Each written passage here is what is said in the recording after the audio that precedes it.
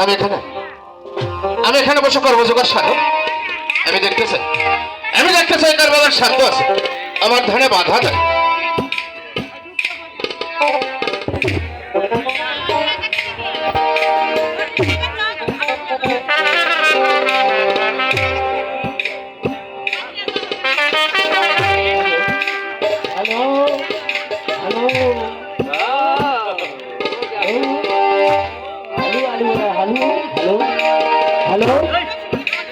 মহাদেব এখানে আপন মনে মনে কত সুখী হচ্ছ, তোমার কি সেই ভগবানের কথা মনে নেই?